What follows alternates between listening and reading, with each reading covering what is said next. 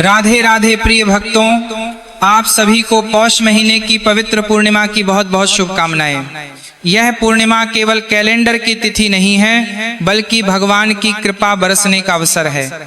यह वर्ष की पहली पूर्णिमा है, इसलिए शास्त्रों में इसे बहुत शुभ और फलदायी बताया गया है।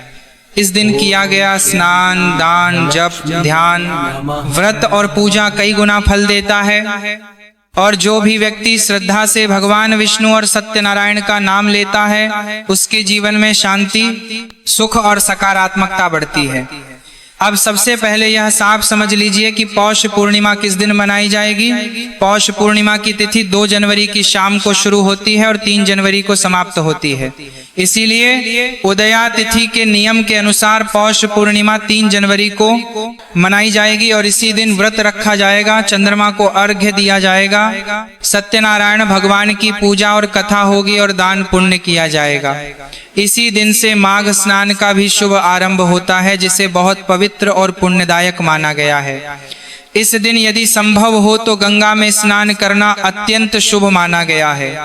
अगर गंगा तक जाना संभव न हो तो घर पर ही बाल्टी में थोड़ा सा गंगा जल डालकर हर हर गंगे बोलते हुए स्नान करें। यह भी गंगा स्नान के समान फल देता है। स्नान के बाद साफ कपड़े पहने, मन को शांत रखें, क्रोध और अशुद्ध विचारों को त्यागें और पूजा के लिए स्थान को साफ करें। घर के मंदिर की सफाई करें, दीपक जलाएं और भगवान विष्णु का नाम लेकर पूजा आरंभ करें। अब सत्यनारायण भगवान की पूजा विधि समझ लीजिए। सुबह नहा धोकर मन में प्रणाम करते हुए यह भावना करें कि आज सत्यनारायण भगवान की पूजा करनी है। पूजा स्थान पर चौकी बिछाएं और उस पर पीला या लाल कपड़ा फैलाकर भगवान की तस्वीर या प्रतिमा स्थापित करें। थोड़ा गंगाजल लेकर पूजा स्थान, पूजा सामग्री और स्वयं पर छिड़कें ताकि सब पवित्र हो जाए। दीपक और धूप जला लें और भगवान के सामने बैठ जाएं। फिर मन ही मन प्रार्थना करें कि हे प्रभु, आज हम आपकी पूजा कर रहे हैं, यदि कोई कमी रह जाए तो क्षमा करना। इसके बाद भगवान को जल अर्पित करें, फूल अर्पित करें, अक्षत चढ़ाएं, चंदन और रोली से तिलक लगाएं और तुलसी दल भगवान विष्णु को अर्पित करें। पंचामृत बनाकर भगवान को स्नान करवाने का भाव करें। फिर पंजीरी, फल, केले और मिश्री या बताशे का भोग लगाएं। इसके बाद सत्यनारायण भगवान की कथा का श्रवण करें, आरती करें और अंत में भगवान से क्षमा मांगें कि जो भी भूल हुई हो उसे माफ कर दें। अब जैसा आपने कहा था, बीच में एक लंबी कथा भी सुन लीजिए। एक गरीब गृहस्थ था, रोज मेहनत करता था, फिर भी घर का खर्च बड़ी मुश्किल से चलता था, लेकिन उसके मन में भगवान के प्रति पूरा विश्वास था। एक दिन उसने एक साधु से सत्यनारायण व्रत की महिमा सुनी। उसे लगा कि मेरे पास तो ज्यादा सामग्री भी नहीं, क्या मैं पूजा कर पाऊंगा? फिर उसने सोचा कि भगवान को चीजें नहीं, मन चाहिए। पौष पूर्णिमा का दिन आया, उसने घर साफ किया, छोटा सा दिया जलाया, थोड़ा आटा भूनकर पंजीरी बनाई, केला रखा और भगवान से बोला कि प्रभु, मेरे पास देने के लिए ज्यादा कुछ नहीं है, पर मेरा मन आपका है। वह कथा सुनने बैठा और सुनते सुनते उसका मन पिघल गया। उसने अपनी मुश्किलें, दुख, अभाव सब याद किए और साथ ही हर बार कैसे भगवान ने उसे संभाला यह भी याद आया। उसकी आंखों से आंसू बह निकले। उसी दिन से उसके जीवन में धीरे धीरे बदलाव आने लगे, काम मिलने लगा, मन शांत होने लगा, घर में हंसी लौट आई। उसने समझ लिया कि भगवान को बड़ी थाली, बड़े पकवान नहीं चाहिए होते, भगवान को सच्चाई और भक्ति चाहिए होती है। एक और कथा भी कही जाती है। एक धनी व्यापारी था जिसके पास धन बहुत था, पर मन में शांति नहीं थी। घर में कलह थी, बीमारियां थीं और चिंता थी। उसने पहले व्रत को हल्के में लिया, लेकिन फिर कठिनाइयां बढ़ी तो उसने झुककर भगवान को पुकारा। उसने सत्यनारायण व्रत किया, कथा सुनी और अहंकार त्याग दिया। धीरे धीरे उसके जीवन में शांति वापस आने लगी। इससे यही शिक्षा मिलती है कि भगवान के सामने बड़ा छोटा नहीं चलता, केवल विनम्रता और श्रद्धा ही चलती है। अब यह भी जान लीजिए कि पौष पूर्णिमा के दिन क्या नहीं करना चाहिए। इस दिन झूठ नहीं बोलना चाहिए, किसी का अपमान नहीं करना चाहिए और अनावश्यक झगड़े नहीं करने चाहिए। माता पिता, गुरु और बुजुर्गों का सम्मान अवश्य करना चाहिए। तामसिक भोजन जैसे अधिक मिर्च, मसाले और नशे वाली चीजों से बचना चाहिए। बिना स्नान किए पूजा नहीं करनी चाहिए और चंद्रमा को अर्घ्य देने से पहले व्रत नहीं तोड़ना चाहिए। अगर कोई गलती हो जाए तो भगवान से मन ही मन क्षमा मांग लें। वे करुणामय हैं और सच्चे मन से मांगी गई माफी को स्वीकार करते हैं।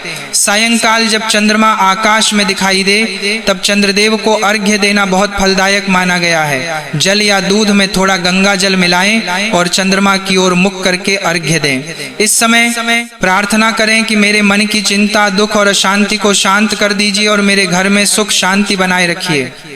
उसके बाद व्रत खोलें, प्रसाद खाएं और परिवार सहित भगवान का धन्यवाद करें। अब अंत में उपाय भी पूरा जान लीजिए ताकि कोई चीज छूटे नहीं। पौष पूर्णिमा के दिन सुबह स्नान के बाद भगवान विष्णु के सामने बैठकर कम से कम 11 बार ओम नमो भगवते वासुदेवाय मंत्र का जप करें। तुलसी के पौधे के सामने दिया जलाएं। तुलसी दल भगवान विष्णु को अर्पित करें और मन की इच्छा भगवान के चरणों में रख दें। यदि संभव हो तो गीता का 7वां अध्याय पढ़ें या सुनें और उसका फल अपने पितरों को समर्पित करने की भावना रखें। किसी गरीब या जरूरतमंद को कंबल, ऊनी कपड़ा, तिल, गुड़ या अन्न का दान करें। दान करते समय यह न सोचें कि हम दे रहे हैं, सोचें कि भगवान ने हमें देने योग्य बनाया है। सत्यनारायण व्रत के प्रसाद के रूप में पंजीरी, पंचामृत और केले का प्रसाद परिवार के साथ बांटें और घर में प्रेम और एकता बनाए रखें। अब अंत में कुछ ऐसे सरल और प्रभावी उपाय भी समझ लीजिए जिन्हें पौष पूर्णिमा के दिन प्रेम और श्रद्धा से किया जाए तो बहुत शुभ फल मिलता है।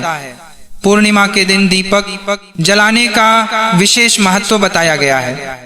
संध्या के समय जब चंद्रमा दिखाई दे उस समय घर के मंदिर में, तुलसी के पास या घर के मुख्य द्वार पर शुद्ध घी का या तिल के तेल का दीपक जलाएं और भगवान विष्णु का नाम लेते हुए प्रार्थना करें कि हमारे घर से दरिद्रता दूर हो, लक्ष्मी की कृपा बनी रहे और धन का आगमन शुभ कार्यों में हो। यह दीपक केवल तेल और बाती का नहीं होता बल्कि यह विश्वास और उम्मीद का दीपक होता है। इसीलिए इसे जलाते समय मन में नकारात्मक विचार नहीं रखने चाहिए। धन और समृद्धि के लिए तुलसी का उपाय भी बहुत सरल और प्रभावी बताया गया है। पौष पूर्णिमा के दिन सुबह तुलसी के पौधे के पास जल चढ़ाएं, फिर दीपक जलाकर तुलसी माता और भगवान विष्णु का स्मरण करें। तुलसी के पौधे की परिक्रमा करें और प्रेम से स्पर्श न करें। केवल हाथ जोड़कर प्रार्थना करें कि हमारे घर में अन्न, धन, शांति और स्वास्थ्य बना रहे। इस दिन तुलसी दल भगवान विष्णु को अर्पित करने से विशेष पुण्य मिलता है और धन से जुड़ी रुकावटें भी धीरे धीरे कम होने लगती हैं। संध्या के समय फिर से तुलसी के पास दीपक जलाकर श्री हरि या ओम नमो भगवते वासुदेवाय का जप करें। यह जप मन की चिंता दूर करके घर में सकारात्मक ऊर्जा बढ़ा देता है। अब यह भी जान लीजिए कि पौष पूर्णिमा के दिन क्या दान करना चाहिए।